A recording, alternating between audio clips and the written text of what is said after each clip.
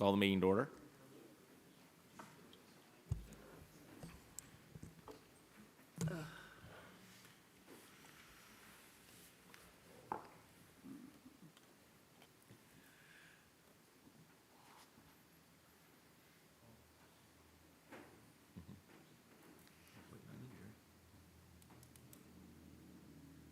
Welcome to Nixa City Hall.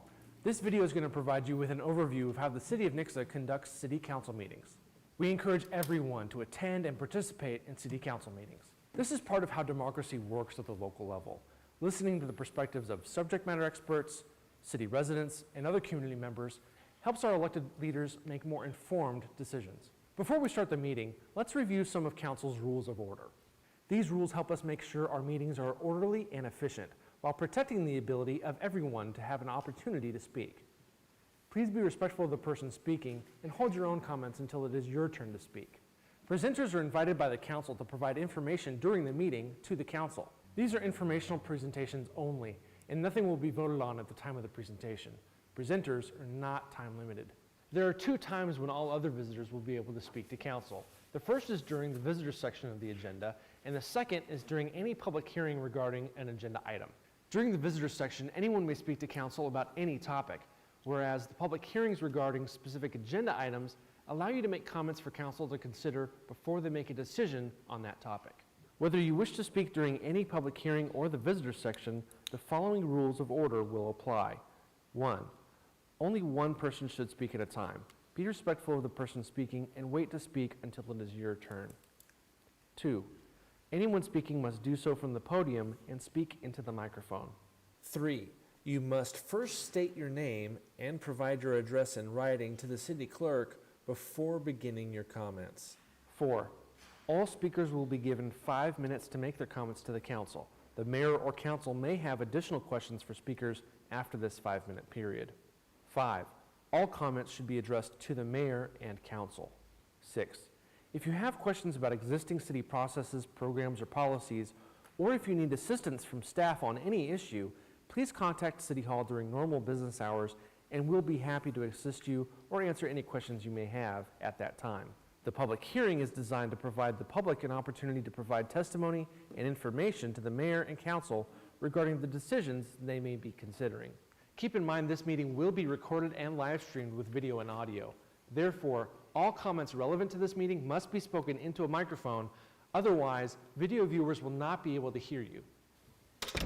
In the case of a closed session or technical difficulties, some meetings or portions of meetings may not actually be recorded or streamed. The use of cell phones during council meetings is discouraged, so please silence all devices now. Thank you for watching, and thank you for engaging with the City of Nixa. The meeting will begin shortly. Seth Baylock. Here. Sean Lucas. Here. Jared Giddens. Here. Aaron Peterson. Here. Darlene Graham. Here. Matt Ogden. Here. Please join me for the Pledge of Allegiance. I pledge allegiance to the flag of the United States of America and to the republic for which it stands, one nation, under God, indivisible, with liberty and justice for all.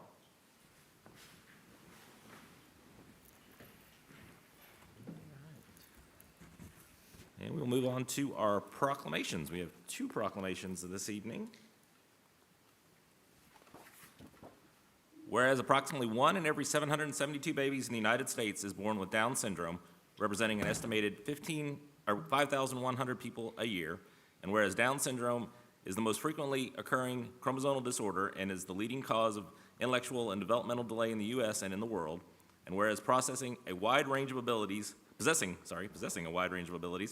people with Down syndrome are active participants in educational, occupational, social, and recreational circles of their communities, and whereas individuals with Down syndrome should have an equal opportunity to achieve the universally desired goals of self-fulfillment, pride in their achievements, inclusion in their communities, and reaching their fullest potential, and whereas quality education programs, a stimulating home environment, good health care, and positive support in the form of family, friends, and the community enable people with Down syndrome to lead fulfilling and productive lives, and whereas the City of Nixa encourages all citizens to work together to promote respect and inclusion of individuals with Down syndrome and to celebrate their accomplishments and contributions, now therefore I, Brian Steele, Mayor for the City of Nixa, do hereby proclaim the month of October 2022 as Down Syndrome Awareness Month in the city of Nixa.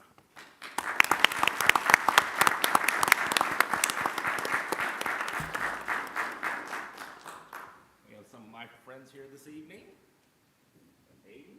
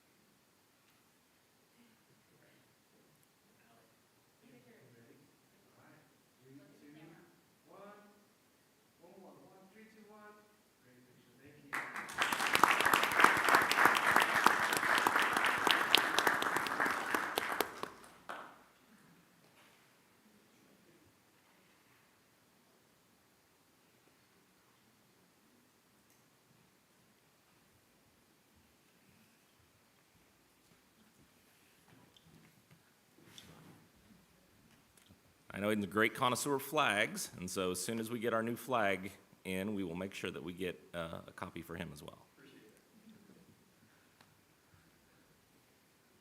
All right, we'll move on to our second proclamation. Whereas the Nixa Chamber of Commerce is a respected organization that has been helping local businesses prosper since 1988, and whereas the vision of the Nixa Chamber of Commerce is to be the leading advocate for business and economic opportunity, the Chamber's core values are to attract, connect, grow, and engage businesses, and whereas the Nixa Chamber of Commerce encourages businesses to get more involved with and in the community, and whereas each year the Nixa Chamber of Commerce hosts close to 110 events and activities throughout the year, including Sucker Days, Sky High fireworks, chamber luncheons, and ribbon cuttings, and whereas the Nixa Chamber of Commerce has launched the Nixa Experience app, which is the go-to resource for information around the Nixa area with close to 5,500 downloads, and whereas the Nixa Chamber of Commerce and its members provide citizens with a strong business environment that increases employment, retail trade and commerce, and industrial growth in order to make Nixa a better place to live, learn, work, shop, and play.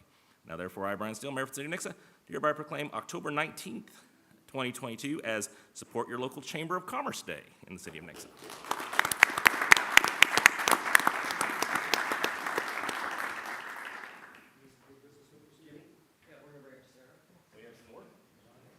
Friends from the chamber, not as good as our other friends, but.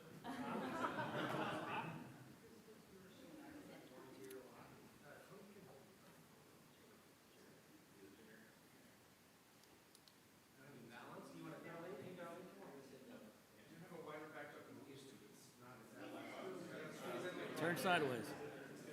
Turn sideways.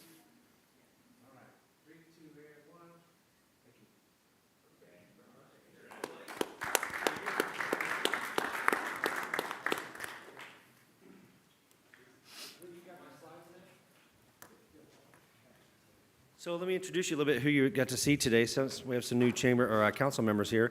So Tony Manasseri is our board chair on the board of directors. David Liss also serves as our treasurer on the board. Sarah is not on the board, but she's a very active member. She was our winner of their Small Business of the Year award, her and her husband, Dr. Bader, for Seven Hills. She also volunteers a lot in the community, not just with the chamber, like on the CC 100. She serves on the Nixa Police Academy Alumni Association and several other nonprofit organizations throughout our community, and always gives a lot of time back to the community. Jimmy serves as an advisory member, and when he's not there, Cindy fills in sometimes. Not a voting member, but as an advisory member on our board. We feel that the partnership between the city of Nixa and the chamber needs to be a strong one and working one, and it is. It's very healthy, and we appreciate that very much. And then, of course, Ashley back here, she's one of our staff members, and she's Ashley Johnson. She's our events coordinator, and much more than just that. She also is committed to this community. Her husband's a local firefighter, and she has kids in the Nixa school system, so she is an Ozark transplant, now Nixa native. That's how we kind of describe her, and she's doing a fantastic job for our community. Macy's not here tonight. She also serves as, I don't see Macy. Is Macy not here tonight, Drew? She's on vacation. Sweet. So she also, It's not going Macy also serves as one of our chamber ambassadors, and Darlene does as well. So Darlene comes, and Darlene fills in occasionally for us part-time and answers phones. And anytime we have swag bags, teacher bags, those kind of things, she's good at organizing signs and those kind of tasks that we love to have her part of the community. Plus, it's great connection with our senior citizens. And sometimes she takes those Google calls. We're the Google for Nixa, and she had one the other day that poor thing was trying to help a lady take a phone call and get from the airport to Nixa, and it took her like 43 minutes to explain how to call a cab. So we sometimes have some of those challenging calls.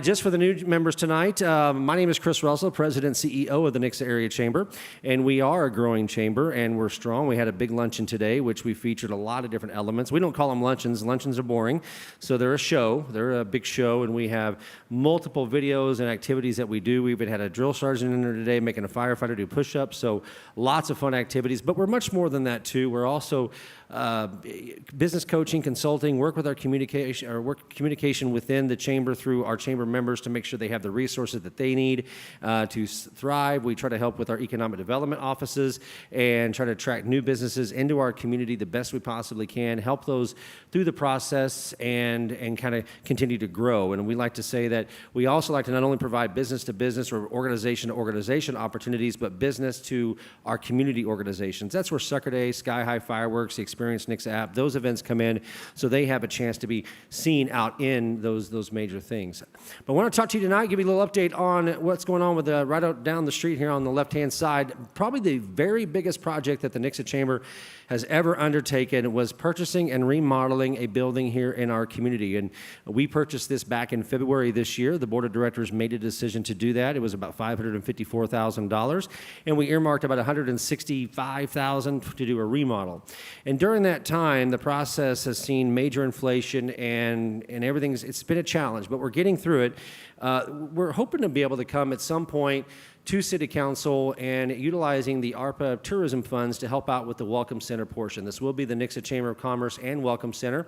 And working within the city, we're also looking at tagging on to the Wayfinder signs to have Welcome Center pointing this direction. We love the location because it is very easy to say, no, you need to be over at City Hall, which is just right across the street. And we get those a lot, don't we, Darlene? And people looking for those resources coming in. We even get a lot of calls for Nixa Parks, don't we, Ashley? I think somehow some Google listing has us. We get calls for the X Center all the time, but to be right down here in the heart of our area, our core area for the community, it's going to be good. Yeah, we got about 4,000 square foot, and you can see here we're starting to get it painted. You can see the concept colors, and we do have some of the outside paint. We've had some challenges. Found out we cannot paint the roof. It's just the metal has gone too thin, and the primer will not adhere, so we're working on trying to find funding now to afford an additional roof. This is the basement that you're looking at down here. This is where our additional meeting room is going to be. It'll be about 1,000 square foot, and you can see a window into the kitchenette there. We're looking at several TVs in there, lots of pictures of our community, which is going to be fantastic. We had to put all new ceiling in, new lights, a lot of new technology runs. Everything was dated from 1990. On this one picture, you're kind of looking at the kitchenette, looking out. So it won't be a full kitchen, but more of a warming kitchen. So when we're having meetings or we have corporate trainings in there, committee meetings, and we want to be able to go in and serve food or snacks, we'll have a nice area to do that. But what I'm kind of really excited about is this other room right here. Does this have a laser? It does, doesn't it? The top one? Okay, well, the room on the right, I'll keep playing with it. It's not the toggle. That's what I thought. Oh, there it is. Okay. So this room here, this is going to be our main Welcome Center coming in. So as you're looking at it, there's a little bit more space where I'm standing. I didn't quite get the best angle. It doesn't look that big, but it really is a little bit bigger. And up at the top up there, we're really excited because we're working with the Arts Council to incorporate a lot of art into this. So you're going to imagine a red ribbon painted around this top, kind of flowing through the time and history of Nixa. And then working with local artists, our vision is to have artist renderings of the history of Nixa. So maybe something, when the very first post office was made in 1990 something, and then we incorporated in 1905, maybe the very first time that we had the Nixa schools formed their school district. Obviously, we'll celebrate 1957 Sucker Day picture and just kind of go through time and try to come up with those pictures that represent the history of our community. The outside of the building is also going to have a huge mural on it that's going to be very artsy and inviting and something that people are going to want to travel to see.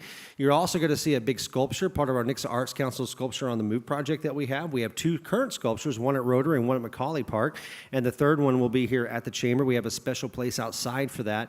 When you walk in, you know, when you think of Welcome Center, we want to be able to give them information about our community and maybe and above and beyond. When you look at the Experience Nixa app that we have created, as we all know, in order to really play here in Nixa, we don't have a lot of play activities. We have a great park system, but when it comes to things like just talking to David Liss, where he goes down to the bike trails at Two Rivers Bike Trail, I mean, we have all that information in there as well, such as even where the local zoos are, Dickerson Park Zoo, and we added the Tiger Sanctuary, didn't you, Ashley? I think you did.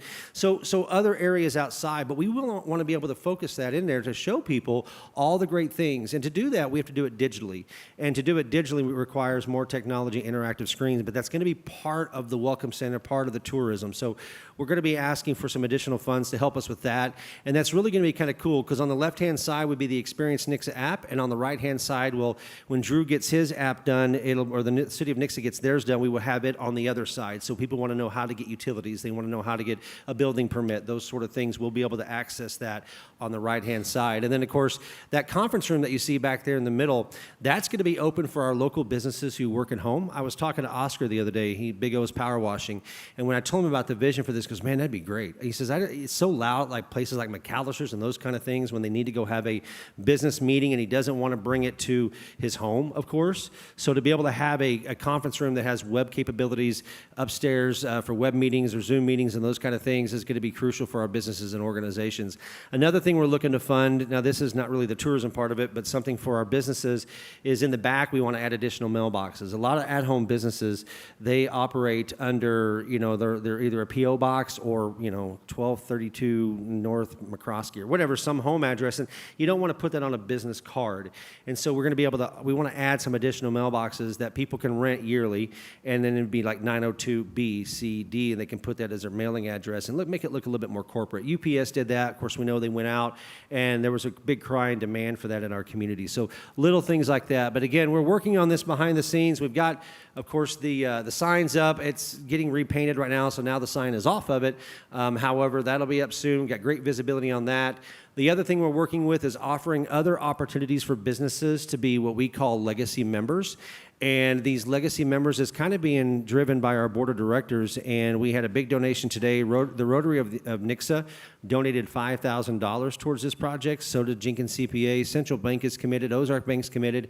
And then you see some of our contractors who showed me what the bid should be and what they're able to save in labor and their material costs. So we've gotten some savings there in the striping and the ceiling with Roto-Rooter. Meeks gave us a big discount on some new cabinets. So we're trying our very, very best to use local businesses and contractors to make this happen. So when we come back, I'm going to be meeting with Jimmy hopefully in the next week or so. It may not be the next meeting, but definitely by the meeting after that. Hopefully we were able to come and have a great plan for you. And I've been working with Jimmy behind the scenes, making sure that we know how to bring that correctly so that it will fit the guidelines of those ARPA funds. But guys, we're just trying to do something big for Nixa. And so I know I took more time than I wanted to today, but I kind of did that. Most of you know about all this. These two guys don't yet. So I kind of wanted to take a few moments to fill you gentlemen in. If you ever have any questions, just reach out to my office, or you want to stop by and see the building sometime, reach out to us and let us know. We'd love to give you guys a tour. That goes for all of you, by the way. Just wear closed-toed shoes, please. I would appreciate that. Not going to make you wear a hard hat, but I felt like I needed one in there the other day. So, but that's what's going on with the Nixa Chamber, and we're excited to be here for a part of our community, and we really appreciate the recognition that the Nixa Chamber and the City of Nixa and the City Council has given us with this national Appreciate Your Chamber of Commerce Day. Any questions so far? If not, I'll let you get on with the rest of your meeting. Are we good? Okay. Thank you very much, guys. Thank you, Mr. Russell. Don't applaud him. You know, he's going to, come on. All right, we will move on to our visitor section. I don't have any visitors. We don't have any visitors. Did you want to speak, Mr. Titus? I didn't know if you wanted to, if you had something you wanted to speak about, or you just came for the proclamation. I'm just here. I brought Olivia. Yeah. She's Down syndrome, and we appreciate the recognition. Thank you, Mr. Titus. All right, we'll move on to our ordinance section.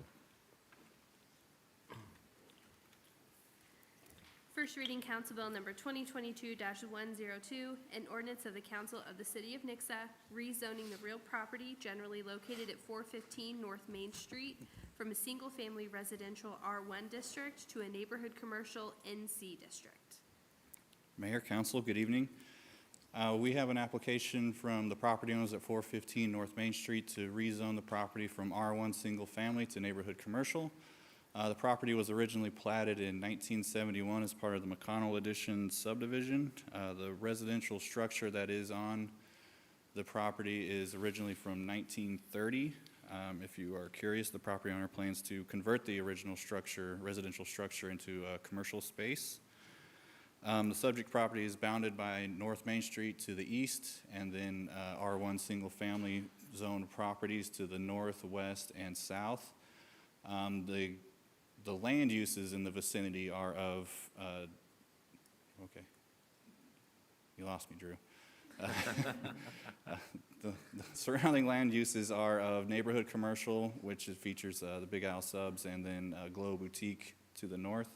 And then also features multifamily duplexes across the street, and then again, single family. So a rezone to neighborhood commercial is consistent with the land uses in the area. Again, the property has direct access from North Main Street, which is a collector level street. That requires, at time of development, to have or prior to development, a traffic impact study to be performed to see if there's any improvements to North Main Street that are required for commercial activity. All utilities are readily available to the site and of sufficient capacity to serve a neighborhood commercial development. At the October 3rd Planning and Zoning Commission meeting, this was presented to the commission, and a public hearing was held, and then a couple nearby residents, mainly directly to the west of this property, voiced their concern about additional traffic and the potential noise that could come with additional traffic, and then also the potential for other properties along North Main Street to be rezoned to commercial. With all things considered, the Planning and Zoning Commission voted unanimously in favor to recommend approval to City Council. If you have any questions, I'm available. I was under the impression that it was all neighborhood commercial already, and that it just went from residential to neighborhood commercial when somebody started using it for commercial. Because we didn't rezone where the boutique or whatever, the restaurant, whatever it was before, the Pickled Fig or whatever, we didn't rezone that. So I thought everything on Main Street in 14 was a neighborhood commercial with a grandfather clause that if there's a house there, it's a house until it's not a house anymore, and then. I know that currently exists on East Highway 14. A lot of those homes you see are zoned neighborhood commercial, but are still used as single family. As far as I know, this is displaying the accurate zoning for North Main Street. Okay. And just so you're aware, this is part of our new online web mapping, interactive maps that you can play around with. Very cool. Do they have any idea what might go in there? The property owner has discussed possibly like a small coffee shop. Again, they're just going to convert the existing residential structure, so it's just going to be a small commercial space. Okay. I have a question. I was interested in, I noted the impact study that you noted here. Is that planned, or is there a timing associated with that typically? It I'm just sorry, says I didn't hear the first part of the question. So the traffic impact study that you noted here and you mentioned, is that planned at all, or? So that's prior to development. So part of the development of this site will include addition of a parking lot. At that point, that's when we'll figure out exactly, that's when we'll require the traffic impact study to be submitted to determine whether or not additional improvements are made. And what are the thresholds to require some sort of improvement? Stormwater improvements? Well, I mean, just any improvement. So the community was concerned about the traffic. And so would there be additional, I'm just trying to get a better sense of what sort of improvements might be necessitated based upon that study and your experience. Okay, so for the parking situation, that requires a hard surface, kind of like asphalt or concrete, so that's currently not existing on the site, so that'll be an additional development. And then the stormwater requirement, again, it's not serviced by a regional detention facility, so At the time that they submit for their drawings for the parking lot, at that point, we'll determine how much more impervious surface they're adding to the area, and then they could be potentially available to do what's that, fee in lieu of detention. And that's just, and again, that's based off how much impervious surface that they're adding to the site. Okay. And so what was the commission's thoughts when you voted to move forward with it in terms of what the actual traffic impact might be? Was there just not enough information to go on at the time, or No, do they we didn't- expect to have like, Yeah, they didn't express any concerns with it Okay. at that time. All right, thank you. Any other questions? Thanks, Scott. Thank you. All right. We'll open up the public hearing. Sorry. What I was doing. And we will close the public hearing. Any further discussion or questions? All right, we'll move on to the second reading.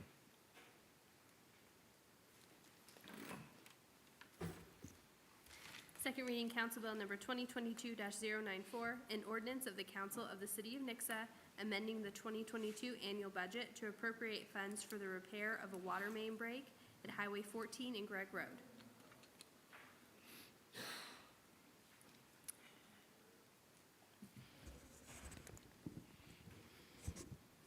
All righty. Travis? Good evening, Mayor and Council. This is a second reading for a request to authorize a budget amendment in the amount of $127,000 to accommodate needed repairs to the Highway 14 intersection of Gregg Road and 14, resulting from an unforeseen emergency repair that had to be conducted in June.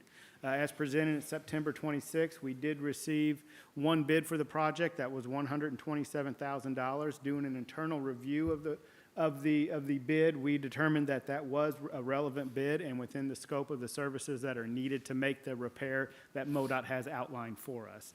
So staff has recommended approval of the request for the budget amendment and forwards that recommendation for your review. Any questions? I'm looking at Seth. None. Thank you, Mr. Mayor. Do you have a time frame, start to finish on that? No, we do not. MoDOT is working with us because they do want it to be night work, so we'll have to schedule that and schedule lane closures and all that. So once we have a contractor in place, the next step will be to meet with MoDOT staff so that they can determine when the best time is to allow that work to occur. So unfortunately, I don't have an exact time frame. Now, the actual, once it begins, it will be a 1 to 2 day repair, but it's actually getting the schedule to make that happen. That's the unknown part at this point. Gotcha, thank you. All right, thank you, Travis. And we will open up the public hearing. And we will close the public hearing. Any further questions or discussion? Accept a motion to approve. So made. Second? Roll call, please. Sean Lucas, Yes. Jared Giddens, Yes. Aaron Peterson, Yes. Darlene Graham, Yes. Matt Ogden, Yes. Seth Baylock. Yes. Second reading, Council Bill number 2022-095, an ordinance of the Council of the City of Nixa amending Chapter 2, Article 1 of the Nixa City Code by repealing Section 2-4 in its entirety. Good evening, Mayor, members of council. I'm here to present on Council Bill 2022-095, which is up for second reading this evening. First reading was held at the September 26th meeting. I'm available if there are any questions from the council on this, but just to reiterate some of the comments made at the initial first reading, this is mostly a housekeeping issue to make the code reflect action that council has taken on the issue of financial disclosure statements previously. When do we have to do those? I assume someone will remind They us. are annually or within a certain number of days after an election. I can check the statute on that. Is there a plan just to start that Oh, after yes. the next election? Yes, yes, I We haven't apologize. done that, and I we don't have a apologize. current one in place. The So what do we current, do? so the change in regulation will occur January 1. Okay. Okay. Yeah, it's not retroactive. So whatever financial disclosure statement you filed under the short form for this year that's fine for the remainder of this reporting period. When you file it in January, it'll be for this year. Okay. Does that make sense? Yep. Sorry. Oh, for the prior year, Yeah, it's always when you're back. looking back. Okay. Yep. Okay. Any other questions? Thank you, Nick. Thank you. And we will open up the public hearing. And we will close the public hearing. Any further questions or discussion? Accept a motion to approve? So made. Second. Roll call, please. Jared Giddens, Yes. Aaron Peterson, Yes. Darlene Graham, Yes. Matt Ogden, Yes. Seth Baylog, Yes. Sean Lucas. Yes.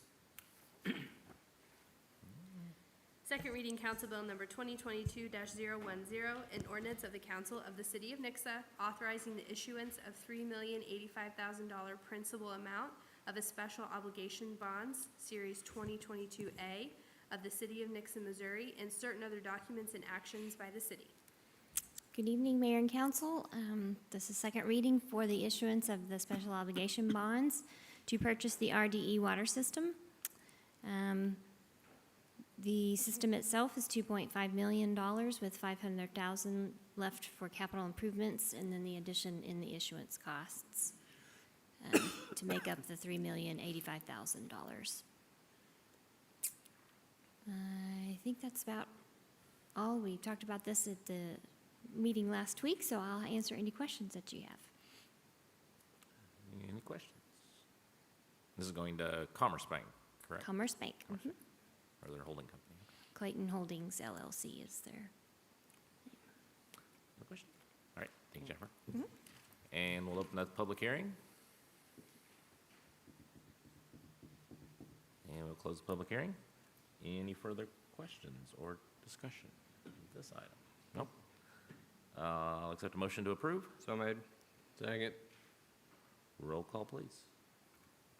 Aaron Peterson, Yes. Darlene Graham, Yes. Matt Ogden, Yes. Seth Baylog, Yes. Sean Lucas, Yes. Jared Giddens. Yes. And move on to the resolution section. Resolution number 2022-101, a resolution of the Council of the City of Nixa authorizing the city administrator to execute a contract with Instaform Technologies LLC to reduce inflow and infiltration in the city sewer mains. This is very exciting stuff, guys. This is a contract to award Instaform the ability to do some sewer line lining for approximately 1,100 feet of 8-inch sewer main in various spots throughout the city. And for those of you who are new to the council and don't know, this is part of our I&I reduction, which is an inflow and infiltration reduction program, whereby we go in and we reline existing sewer lines at an extreme cost savings versus actually digging up and replacing to extend the life of those sewer mains, to seal them back up so they no longer take on stormwater and groundwater from various sources. With concrete lined pipes and some aging PVC pipes, you'll get the ability for that water to infiltrate into the system, thereby costing us increased cost down at the sewer treatment plant to treat water that is unnecessary to go down to the treatment plant. So this is a part of a program that we started in 2013. We budget monies on a continual basis every year to tackle various spots throughout the city that are in need of this form of lining. So this is a request to authorize Instaform a bid for $39,570 for approximately 1,100 feet of sewer line lining, or sewer main lining, sorry. Any questions? Do we have any idea what the remaining amount is that we plan to do this on, or is it never ending? It is forever? never ending because, of course, with every year, we have pipes that age out an additional year. So it's just a continual rolling program. We have had extreme success with it. Our reduction can definitely be seen down at the sewer treatment plant. To give you an idea, back in 2013, when we started it, we were treating approximately 2 million gallons a day of sewer for a population of about 12,000 people. We are now approximately 23,000 people, and we're now treating about 2.5 million gallons. A lot of that is as a result of this type of work that eliminates that infiltration of groundwater into our sewer system. So it's extremely valuable, extremely important, and remarkably effective. Is this the same process that we think contributed to the Elam House issue? No, no, Okay. this is a completely different issue. With The next one feet- coming feet of the coming thing up is, coming off yes. or whatever? Okay, all right. So that's my The question next on that one then. resolution is that problem. Okay. Okay. Any other questions? Thank you, Travis. And we will open up the public hearing. And we will close the public hearing. Any further discussion? No, accept a motion to approve. So made. Second. All in favor? Aye. Opposed? All right. Mayor, can I do the first and second? Was that Seth and Shaw? I So second it. Sean and Seth, yeah. You guys sound very similar. We've been practicing. They're both a little raspy today. I can't seem to shake it. Seth can talk tonight, so. Resolution number 2022-102, a resolution of the Council of the City of Nixa authorizing the city administrator to execute a contract with Advanced Rehabilitation Technology LLC for inflow and infiltration reduction of the city's sewer system.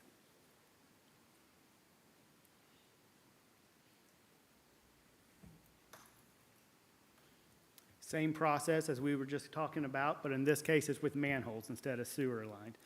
We've identified several manholes throughout the city that are in need of lining. This contract for $162,000 to Advanced Rehabilitation Technology will allow for the lining of several manholes throughout the community.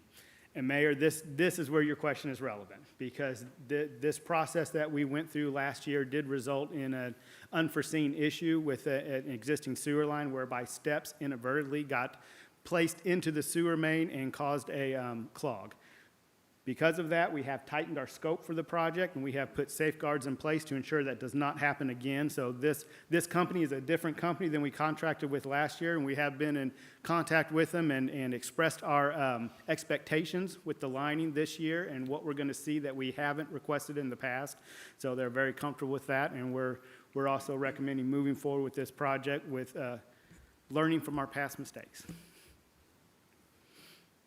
Any other questions? Any questions?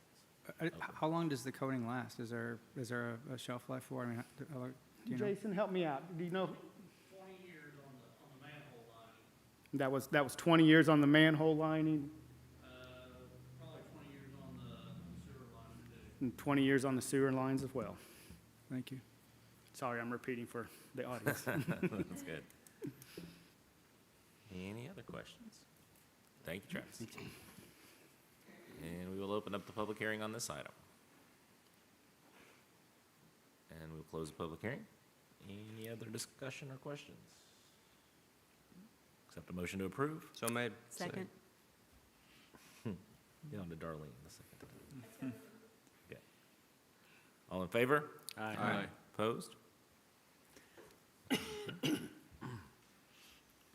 Resolution number 2022-103, a resolution of the Council of the City of Nixa authorizing the city administrator to execute a contract addendum with Rumfelt Tree Service. Good evening. Historically, we had, in some recent years, we had allowed some contractors to actually park their equipment on our yard. Part of that was requests from the contractor being a long ways away. There were a number of reasons at the time. However, we had stopped doing that for liability reasons.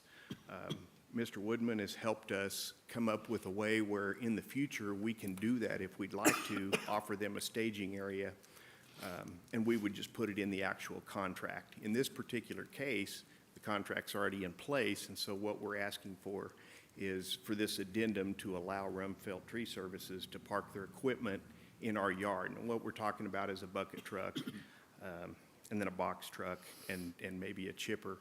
And where this has been a big advantage for us is that they show up in our lot to start their day, and so we're coordinating with them right there on the spot. We get a good start for the day. We can keep track of the contractors a little better. And so what this does is the addendum allows for us to be relieved of that liability if something were to take place with their piece of equipment or something like that while it's locked up in our yard. So if I have any other questions, I'd be happy to answer them. Any questions? All right, thank you. Thank you, Doug. And we'll open up the public hearing. Close the public hearing. Any other questions or discussion? Motion to approve? So moved. Second. All in favor? Aye. Opposed? Resolution number 2022-104, a resolution of the Council of the City of Nixa adopting a tax compliance procedure for financial obligations. Since the last time the city issued bonds, the IRS has increased its requirements for tax advantage government obligations, meaning municipal bonds that are, the interest earned on them is tax exempt. And they've shifted that burden of compliance onto the issuers, meaning us. And so we need to have a policy in place that says we will comply with the IRS tax regulations as it relates to the storage and reporting of the bonds. And so that's what this is. It's, it came into place back in 2012, 2013. That's right around the time we did our last issuance, so it wasn't a thing. So that's why we need to get it on the books now. And it was brought to our attention with our most recent special obligation bond issuance. Gilmore and Bell, our bond counsel, recommended that we get this on the books. So happy to answer any questions you might have about it. Any questions? Thank you, Jennifer. And we will open up the public hearing. And we will close the public hearing. Any further discussion? Motion to approve? So made. Second. Second. Leave it up to you. Give it to Matt. He's one, right? All in favor? Aye. Opposed? Thank you. We'll move on to our discussion items. I didn't do self-storage land usage. Good evening. Another exciting topic. At the September 14th City Council meeting, staff presented and council approved an administrative delay for self-storage land uses along our commercial corridors or in commercial zone districts along Highway 14, Highway 160, Main Street, and Highway CC. In order for staff to kind of present or have something on the books by the deadline of December 31st of this year, we would like to get something in front of Planning and Zoning Commission for their November meeting. So we are here basically just seeking direction. We have three possible options. The first would be to remove self-storage land uses from the commercial zoning districts, but allow it to remain in our M1 and M2 zoning districts, which is mainly for industrial and manufacturing. Option two would be to create an exclusionary buffer zone, which would basically create a second tier model for this land use.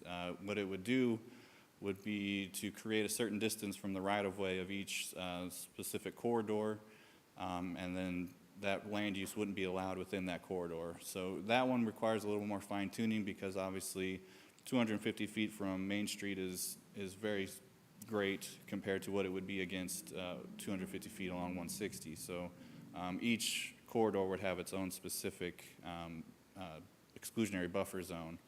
And again, that would create the second tier option for that land use.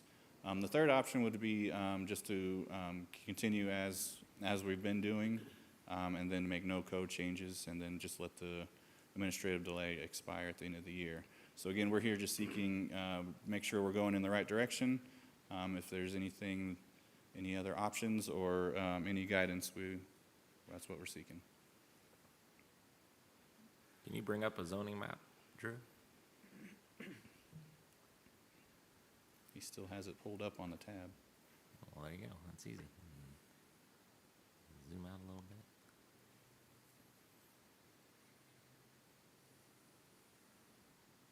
So it would make all of the blue and red colors would be not pink. allowed anymore. And pink, right. And the pink. That'd be option one, correct? Correct, yeah, that would be option one to make it only, it'd still be allowed, but only in the M1 zoning that it's still allowed in. So where's the M1 and M2 zoning currently? That would be the gray color that you see, which is, yep, industrial park. There's a couple other spots, but Yeah. Yeah. A couple lot, other yeah. pocket areas. They'll have something on them already.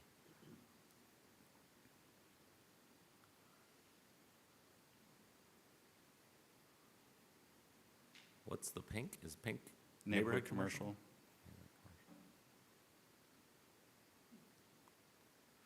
And that would be only apply to future storage, not current, Well, they'd be grandfathered yeah. if they're already there, Correct. yeah.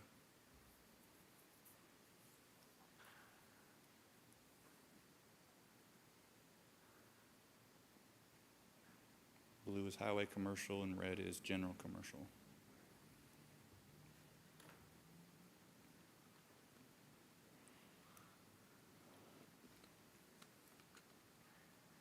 And so on option two, you're saying where it's the blue and the red, we'd have or the blue would be a 250 foot from the right-of-way section, so it most likely would be way off of the highway, is kind of, Correct, yeah, that distance was just a placeholder, basically. We would have to fine tune it so that way we wouldn't necessarily exclude it from those properties, but potentially they could all have their own different distance for that exclusionary buffer zone. each piece of property or just each No, color? Each corridor. Each corridor, okay. So if you look along Main Street, obviously, those parcels adjacent to Main Street they don't have the depth that the ones along 160 do. So if we were to put 250 feet just in general, basically we'd be not allowing it along Main Street. Right. Yeah, I think the option one has to be too exclusive because we've already approved storage units for the corner of Cheyenne and North, which is Well, this a would general just be, commercial. yeah, this would just be for specific corridors, or is that in general? Well, if you do option one, the ones that you have been previously approved under the prior zoning scheme would be legal nonconforming and would continue to exist.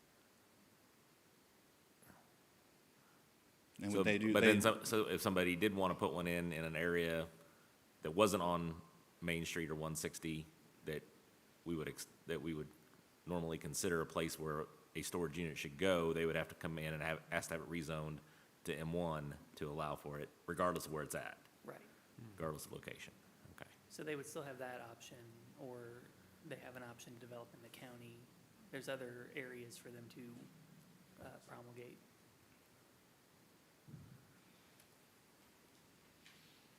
And I should mention, in my view, both of these are temporary solutions to a more long-term problem that requires some comprehensive planning to really wrap our hands around where should these things go, what is an appropriate land use district for them to be situated in, something that we don't have on hand right now.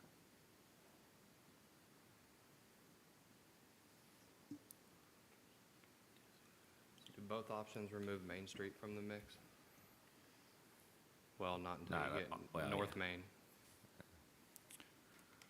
Well, no, all the option- commercial stuff on Main Street is neighborhood commercial, which would also be removed. Okay.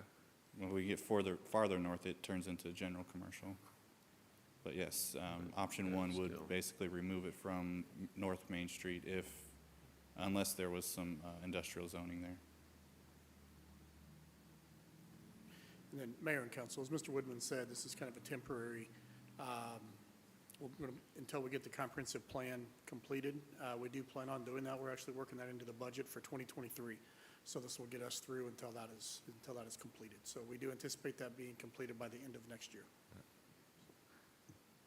Yeah, I think the option one is too exclusive because there are second tier areas where I think it would be fine for someone to use their property for that purpose.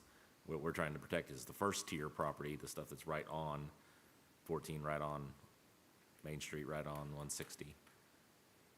So I think maybe the distance, while a lot more work and annoying, is probably a more reasonable I was thinking the same thing. solution. Well, the only downfall is, so if someone has 5 acres, they just and they want to build storage units, they just keep them that far off the road and then don't develop anything in the front of them. And then it's the same. You get 250 feet of stuff that can be developed for something else, whatever or they come up with. Or if they don't ever. Well, they don't ever, that's possible as well. It doesn't address the issue. But given that this is temporary and the idea is to kind of stem the tide a little bit, I mean, to try to let us get our feet planted as we figure out what we want to do over the course of the next several years, option one would allow us to do that while still not making it so exclusionary that it never happens again. It gives us some time to actually sharpen the pencil and understand what we're trying to accomplish. And someone can apply for an M1 or an M2 rezone. Mm-hmm. Yeah, it does, yeah, absolutely. My question is, part of it's just workload in terms of doing the homework on, 250 feet versus 235 feet, and then going in and enforcing it and all the other fun stuff that goes along with that. Seems like a significant amount of work that would, again, just get us to the next point where we say, okay, well, we're going to actually do this. Yeah, I would agree, based off current staffing, that would be a large influx in work, which could be handled, but again, we would have to specifically figure out that distance for each corridor, which would require a lot of work, and we're trying to hit the November Planning and Zoning Commission meeting in order to hit the end of the year deadline that we established. Which, to speak frankly, that exclusionary zone is entirely arbitrary, tying it to the actual underlying zoning district. So if it's a commercial zoning district, you want commercial activity to occur there. That has a little bit, in my view, not being a planner, it has a little bit more grounding in actual planning policy, not just drawing lines on a map, just totally arbitrarily. Right. Optimally, what we would do is have a first-tier zoning district and a second-tier zoning district, and the portions of the city that are appropriate for first-tier commercial zoning would be zoned that way, and the areas appropriate for second-tier would just be zoned that way. But we don't have that right now because the lack of a updated comprehensive plan. Hence the temporary nature of all of these proposed changes. Right. So back to my other the same example that I mentioned earlier, would it be okay if someone, again, 5 acres on Highway 160, or 14, for example, and they had to be 250 feet off the road, and they built storage units, could they build a 250-foot parking lot?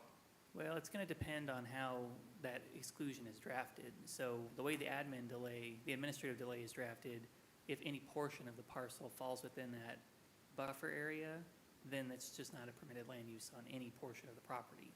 So if it was going to be council's direction that we just wanted to create the exclusionary zone for the actual land use, where that exclusionary zone falls, so if you are across the line, you can still do it, that's something we could do, but the situation that you've just articulated could occur, and that would still be a permitted use. So mine in your story is that when I, buy my 10 acres of land, I use the back 5 that's off of the highway, certain spots we can all think of right off the top of our heads where that would work. But you have to build and install all the infrastructure for the front 250, so you might as well sell those as lots and try to use that as developmental land. So by having someone build storage units, not on the highway, we all understand that there's a community, that's an issue that we want to try to avoid, but just making them so they can't do it at all limits the development opportunities of someone building something off the highway, but having to build all the infrastructure up to it.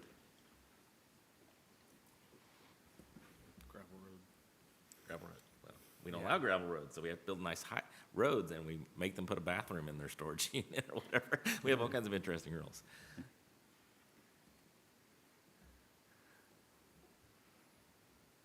So are we? But yes, so Keeps giving us a time limit, it sounds like. Huh? Keeps giving us a time limit.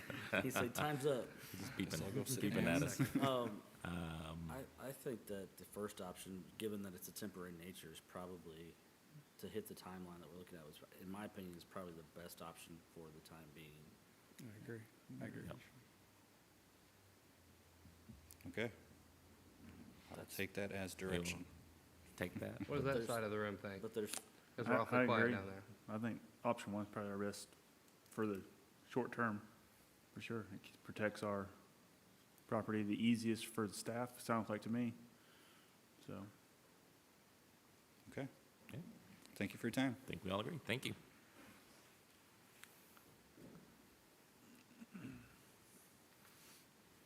Well, so if somebody does make it, so how does that, are you gonna say that if someone comes and asks you, sorry, come back. You don't have your little mics anymore, so. Is if someone comes and asks you and say, hey, well, I would like to get this section of the land rezoned to M1, you know, in our 10-acre scenario where the back 5 is, you know, more than 250 feet away from the highway, I want to do M1, but it's M1 that's surrounded by, at that point, it's M1 surrounded by R1 or R2 or something else. It's surrounded by something that you would normally consider a non-conforming issue, right? In that second tier model, it would still be allowed in the commercial zoning district, so they wouldn't have to specifically seek the industrial zoning in order for that to work in that, So we would have- tiered model. But if I come in tomorrow and I want to do that, We're under a delay, so we wouldn't. well, we wouldn't if I come in when once we've made this decision in planning and zoning, if we go with Route 1, And you're still seeking M1 zoning, or? yeah, so I buy 10 acres on 14. I'm gonna leave. I want to split it. Leave the first 250 up against the highway as highway commercial, and then I want to rezone the back part, which is surrounded by yellow, because anything on the highway that far back is going to be surrounded by yellow. Are you going to tell me that's a non-conforming use because M1 cannot be because I can't have M1 surrounded by R1? Well, it would require a rezone, so then, and if it's undeveloped property, there wouldn't be any nonconformity on it at that Yeah, time. and it so would depend on whatever the comp plan, Future land use yeah, map would whatever say. that states. And then you also have to consider that if something like that were to happen and council were to approve it, and you can jump in and correct me if I'm wrong on this, but if you have different districts abutting each other, there's buffer requirements that occur, so you wouldn't have Right, yeah. storage units. When people build immediately. storage units recently, we make them build the Right, line of they'd have trees some or a kind of fence or screening. something. Opaque like that. screening between different land uses And or then, different zonings. Scott, Mr. Woodman, would there be any concerns with spot zoning in doing that? Because that would be the concern that I would. Well, Yeah, that's where maybe the that was the comp term plan- I was that's missing. Maybe that was the term. That's maybe a better term. Yeah, I think That's that, where yes. the- that's Not where the comp plan non-conforming, would but come spot in. zoning where you have one little spot of gray in the middle of, we have one little spot of pink in the middle of a lot. Right, and that's where, with what comes along with the new comprehensive plan would be a new future land use map, which would definitely help in that scenario. So right now, our current future land use map is from 2005, so it's kind of lived its life, and we definitely could use a new one. So in the meantime, until the comp plan is completed, that could be a potential issue for a developer. Yeah, Correct. okay. But, yeah, you can watch for that, so if Extreme Exteriors on there, they have a large section of property that extends way off of the highway, and so they wanted in the very back corner of it to put storage units as part of their business plan. We would want them to be able to do that, but this is an example, and so I'll make sure that we're not going too far to the other extreme if we go through with this process. And Mr. Velez, you said that we're planning to do this new comprehensive plan next year, right? Yes, that's correct. Okay. All right, okay, sorry, Yeah, Scott. thank Go. You made sense. I made All right, we'll move on to our next item, which is RDE water rates. I don't have it on my. Tuscany. Oh.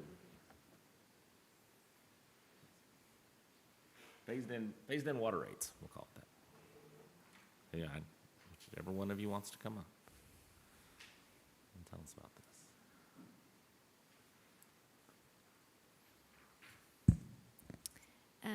I was asked to consider the pros and cons of what it would be like if we phased in the water rates for Tuscany Hills and RDE customers, for inside rates for 3 months and then switch them over to outside rates for 3 months, keeping those who sign the irrevocable intent to annex in an inside rate, and those that don't, switch them to the outside rate. Does that make sense? I'm sorry, it's not real clear.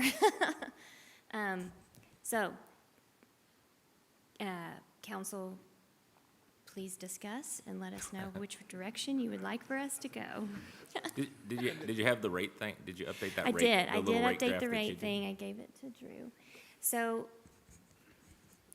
The current rate for RDE customers is, they have a base rate of $7.72. And then they have a per 1,000 gallon rate of $1.89 per 1,000 gallons. The current Nixa inside rates, we have a base rate of $15, and then the first 3,000 gallons of water used is included in that base rate. So we charge $2.85 for every 1,000 gallons over that 3,000. And then the outside rate, the base rate is $22.50, and then for every 1,000 gallons over 3,000, it's $4.28. So I just did a couple of comparisons. The first scenario is based on 5,000 gallons of water used. It's kind of an average amount of water used. So you can see there on the left, the RDE current system would be, the water bill would be $17.17. An inside rate would be $20.70. So that's an increase of $3.53. Outside rate, $17.17, and then the outside rate would, for Nixa, would be $31.06, so that's an increase to the customer of $13.89.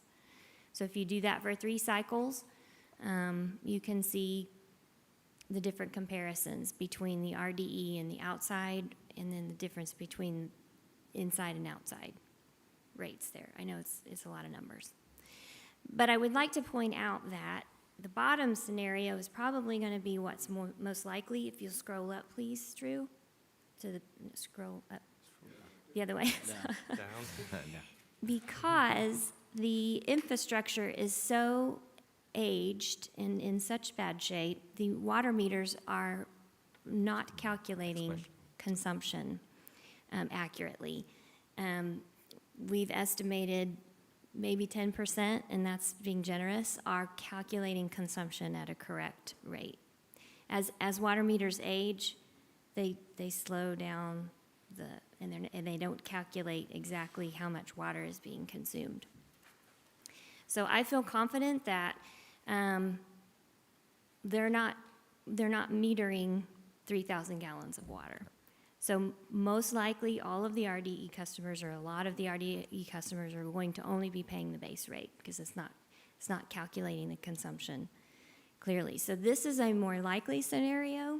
So this is based on 3,000 gallons of water. So if an RDE Then customer, you have the RDE, so the RDE wouldn't include the consumption. So now the person's only paying $7.72 because they're not paying for consumption well, at all. Well, we've got a data set of 25 accounts, and some of them were in the 1 and 2,000 gallon range.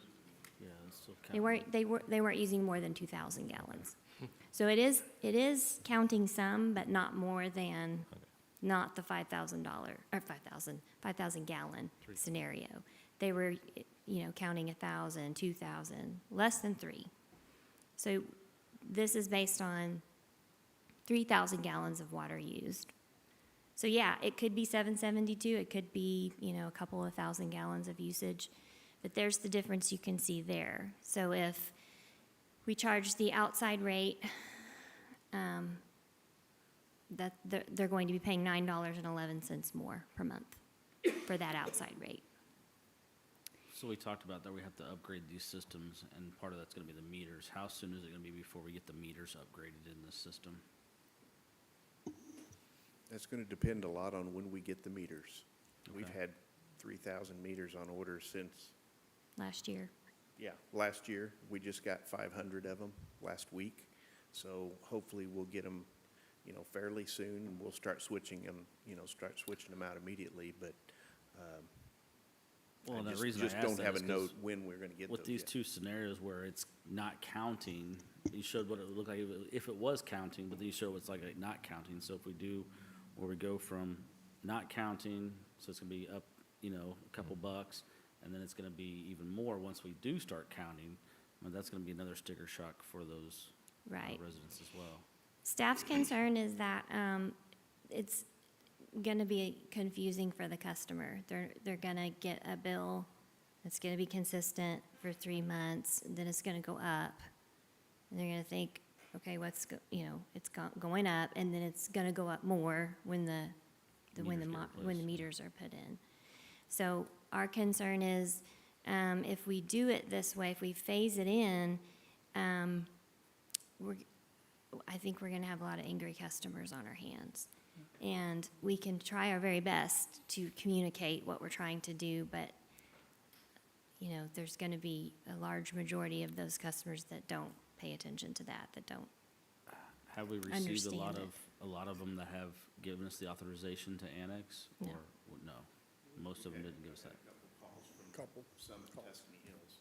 Okay. I've got 3 on the list that want to do it. Yeah, at the public hearing, none of them seemed too upset to sign a consent to annex. But so you're saying start at the outside rate, and then, No, what we Work were from asked to there? consider was to start at the inside but rate. would Oh, you yeah, what rather? I would prefer is that we start at the outside rate, and then we. and then they can consent to annex When and they lower the consent to bill. annex and we get that paperwork in hand, then we switch them.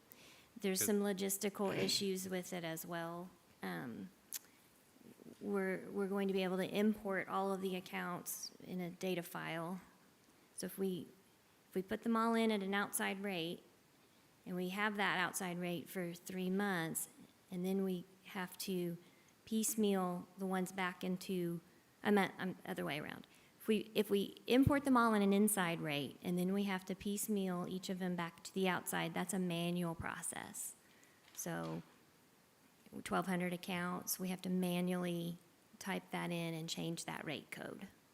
And then that rate code stays on their bill. So if they're looking at their accounts online, it can cause confusion, because both of those rates are gonna show up on there. One's just gonna say inactive. That's just a system flaw. We can't do anything about that, so. What communication has gone out to them about the rate differences? I'm sorry, say that again. What communication has gone out to them about the rate differences besides the town hall that we had, or the public hearing that we had? We haven't, other than informational meetings. Okay. So that's my concern, is we haven't given, you only have 3 people, and like Jared said, that the majority of the people at the town hall said, yeah, we'd be happy to do it, to save half of our, take off 50% off of our bill. Correct, Tuscany one, that wasn't the case at the RDE one. Yeah, that was just a Tuscany one. So the logistics, you know, in my mind, it depends on if you think the majority of the people are gonna sign or not. If you think the majority of the people are gonna sign, you start with them all as if they'd signed, and then take the ones that don't sign in 3 months. Whereas if you think the majority of the people are not gonna sign, then yes, it's gonna save us time to import them as if they had not signed. And as an switch 'em example, we got again. about 60 accounts in Tuscany Hills, and only 3 or 4 out of 60 have reached out to sign or interested in signing a future consent annex. So I don't know what that's going to be for RDE, time will tell, but obviously we will communicate the best we can. But as Jennifer pointed out, one of the concerns that I have is the confusion for the customer on switching those rates after 3 months. Where if council elects to do that, obviously we will do that, but we will communicate that to the best of our ability. But for example, I feel that we've done I think Drew and his team and Doug's team has done a very good job communicating the purchase of these systems, and we still get phone calls and inquiries every day that the people have no idea we're doing this. So, so there's always going to be that segment of population that no matter how much we communicate, it's still going to cause some confusion, and that would be my major concern.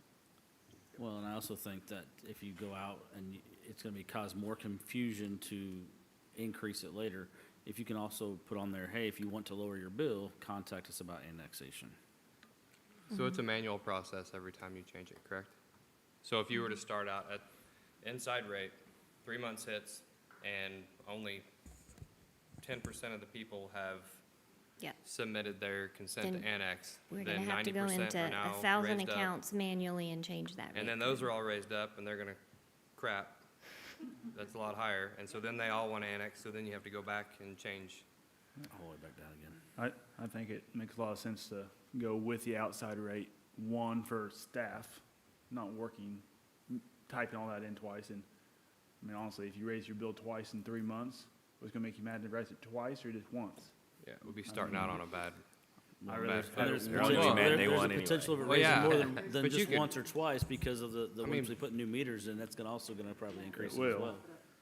What's the process of consent to annex? Is it just signing one piece of paper that could be included in their bill? We're actually working on, we got a meeting on that Thursday morning. There'll actually be an application process, and we're gonna be working with Drew to get that on our website quickly. So it can be e-signed? And there'll be, do what? It can be e-signed? Well, no, they'll have to come in and get it notarized. So we do have to have a notarized form.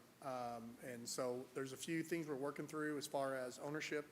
And I don't know if Nick was speaking on it or not, but there's the difference between a single owner, a married couple versus a corporation and those kind of things. So there has to be some we have to have those notarized.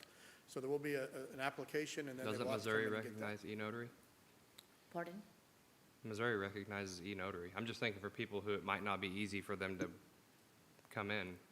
Right now, what we've been talking about, and it's not set in stone. Sorry to interrupt you, by the way.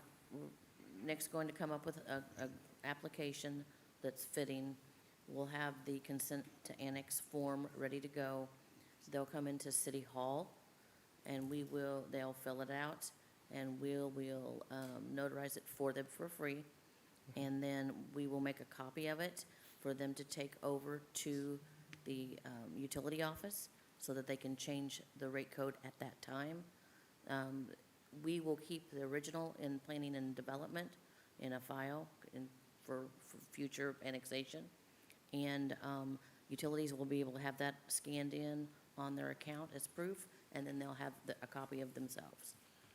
Is there a way to not make them go make 2 or 3 stops to do that? When they come in here and sign it notarized, so that in-house send that information over? Or we're not asking them to go to 2 different places? Yeah, and that's why I'm hesitant to talk about the whole process yet, because Yeah, that's what we're that's gonna what work out Thursday morning. I'm a little concerned that we've known about this for a year and a half now, and we don't have this process in place. Well, yes, but the consent to annex wasn't known for a year and a half, and we had some changes with PSC coming through and had to postpone some things, so, and then we had to wait for this decision to be made by council to decide how we want to proceed with these rates, so we know what information to put out and how to put it out. So, yes, we've had those conversations, and I don't disagree, Mayor. Now I but- want to switch it, and I just want to charge them the RDE rate, Well, because we're not ready to even allow them to do the paperwork to do the other thing. The legal documents are completed. Yes, they are I have form completed. templates ready to go it's actually like it's an annexation agreement, and it'll be recorded amongst the land records, hence why we need the notarization. Yes. So the template documents are completed. We're just waiting on direction and an application document, so that those can be tailored. So then you're also saying that those notarization documents also have to go to the courthouse? Yes, that's It's a how, So it's gonna it's be a on, so the covenant running person on the that's doing it's land. gonna have to come here, have it signed? No, No, we No, take we'll care take of it. We'll take care of that. Okay, Absolutely. okay. We want to make this as easy on the customer as Right. possible. Right. And that's why I want to go ahead and meet again with the whole team to make sure that we're looking at, does it really have to go to 2 places? Can we do it? Well, we have a process ready, as Cindy informed, but we want to meet Thursday to make sure that we streamline that to the best of our ability, to make sure it's as easy as possible on the customer. And that's what our intention for Thursday is. We have the process, we've talked about the process, Nick's got the draft form ready, but we want to streamline that. We were waiting for some answers on rates and that kind of thing to move forward, so. So, correct me if I'm wrong, staff-wise, the easiest thing is to go to the outside rate and let them annex in, or attempt to annex in, and then change the rate. Yep. Yeah. Well, I also think that's gonna be the less confusing way for the customer too. I think I so. would also note that if you want to do it the other way, we will have to have a code change. So we would have to have a code allowing people who live outside the city limits to get an inside rate. So we would have to bring that to you at the budget meeting for the first read and at the Well, second. we need that anyway, because we already have 3 people who want to do it, so even if you only had 3, you'd still have to make the same code. Are we handling Tuscany Hills and RDE customers differently, or is that, it's all outside rate across the board? It'd be the All right, we just called them out in the document differently. I don't know if we were handling, thank you. Which I think also, if we start with the outside rate, it'll make them happy when they go, hey, I want to annex in because my bill comes down. So I think, in my opinion, that's our best route to go for staff and our customers both. And the annex, the intent to annex is tied to the property, not to the property owner. Yes, that's why it has to be Property. recorded, so Yeah. that it's a covenant with the Yeah. land, so someone can't sign an agreement and then sell their property and Right. so. there's a little bit of legal bureaucracy we have to do to make the process stick, so. It's kind of like houses becoming part of an HOA.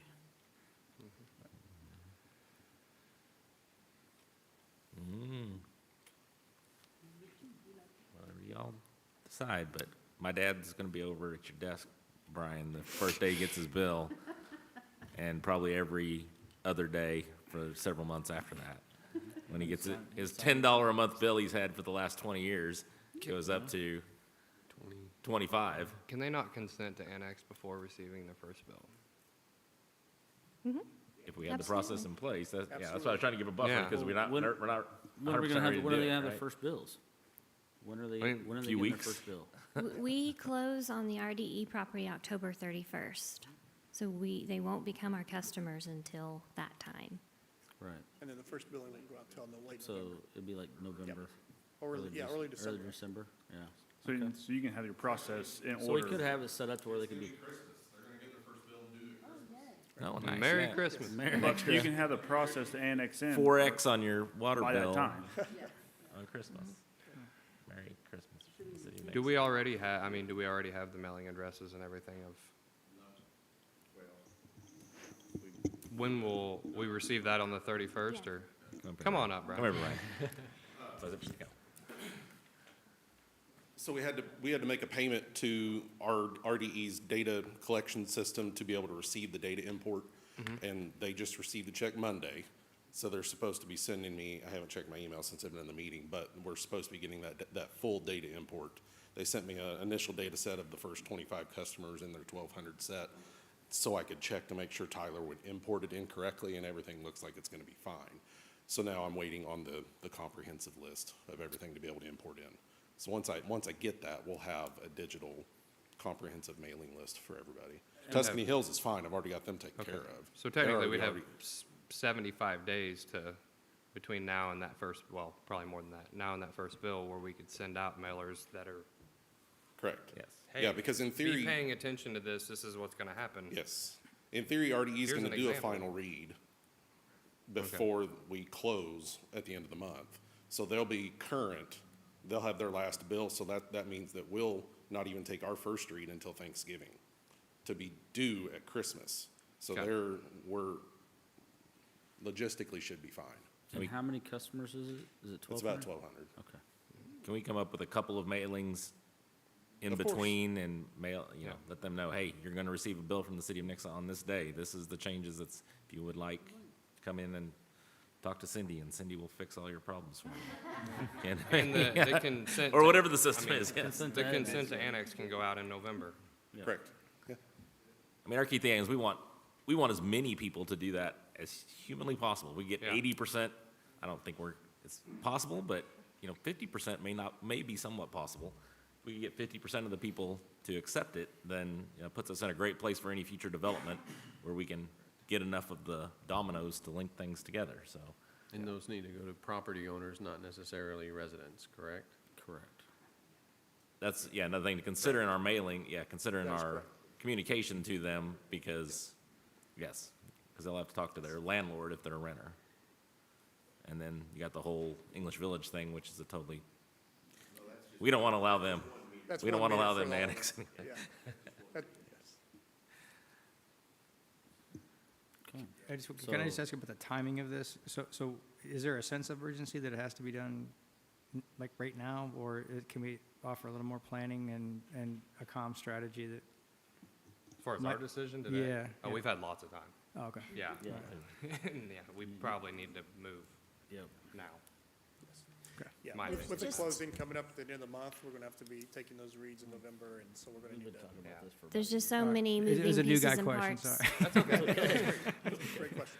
Yeah, and as far as you being able just to upload them all at whatever rate, we kind of need to know that information. Or we could just say customer is a customer, and we just get rid of the outside rate, and just repeal that entire ordinance. It's simpler for everybody. Money shmoney, who needs it? I don't know. So it Costs- seems it like the costs direction that much is more. everyone- The outside yeah, customer doesn't sign cost the that much intent to more than annex. inside customer. Yeah, if we do that, we're definitely gonna have to change our P and L for this whole process. So it seems like we're moving to, everyone goes to the outside rate. and we have the annexation process ready to go. We try to add a Yep. couple of additional communication. Yep. Yep. Via mail. It's gonna cost us a little bit, but I think it's worth it to send them as much, overload them with information if possible. Is The there any- annexation won't actually occur until such time as the city limits reaches Correct. their Right. property. Yeah, we Correct. decide, It would yeah. have to be eligible, and then it would be our decision at that point. Yep. Yeah. So yeah, if I had 20 acres that was, north of Bentwater, but wasn't contiguous to the city, and I wanted to do a city development, I can't do that currently because it's not contiguous. But if I have all of these blocks in place and I have enough blocks where I can connect to them, then we can do that. I'm wondering if this might be an opportunity to leverage the website.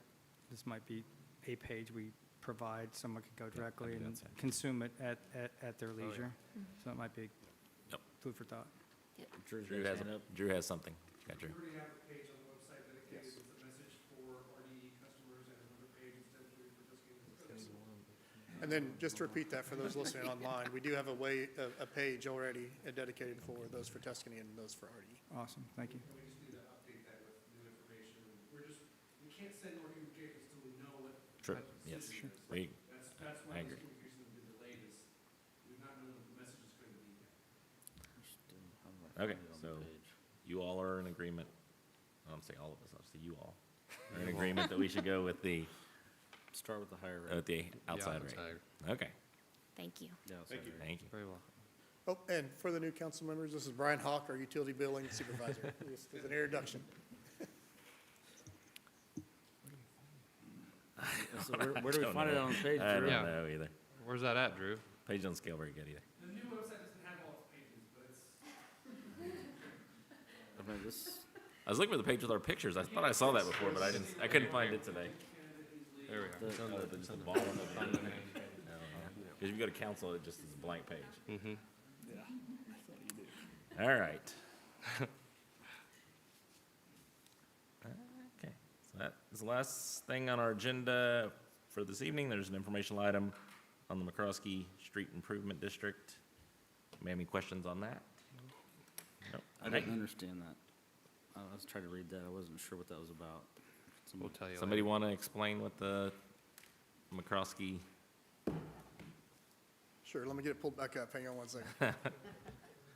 I could try, but you do a better job. It is a CID for the McCrosty District, and, you have it? Okay. So there is a CID, or a Community Improvement District, for those new members. It's, so basically, if you shop in the area of McAllister's and Bears in that area, there's what's called a CID placed on that. And that is, they actually charge a 1 cent additional sales tax in that area. And that's to pay for those improvements that were done in that area. If you notice the right in, right out turn off of 160 to get in and out of there, they actually utilize that economic development incentive called the CID to complete that process. And so by state statute, they are required to provide council with that budget every year. It's a state requirement. So, but if there's any more questions than that, I'd be happy to answer them. No, that's fine. That's the gist of it. Thank you. go back and answer the question about where it is on the website. If you go to the utilities page, How did I get to the utilities page? Well, I didn't see that on there. departments, select utilities, scroll down, there's a page here, a button for RDE, this can those utility customers.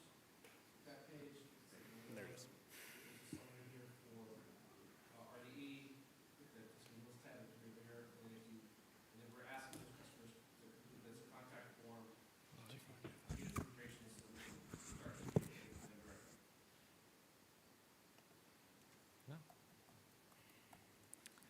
I type in Tuscany, does it take me? All right, anything else from staff? Just a few things, Mayor. There is a budget workshop coming up, especially for those new council members that may or may not be aware. That's scheduled for the 20th, I believe.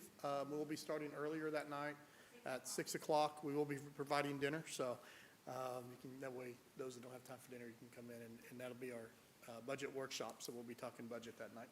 And then also, if you want to put it on, if you haven't seen, I think Drew may have sent something out. There was an invitation from the school district for all of council to attend the National Blue Ribbon Recognition this Friday at 9:30 a.m. So if you're available, I'm sure they would love to have as many people there as possible. And then I'll mention also that the downtown mural has the ribbon cutting coming up Thursday at 4 o'clock, if anyone is interested in attending that, so. So the budget meeting's Thursday, the 20th at 6 p.m. 6 p.m., dinner provided.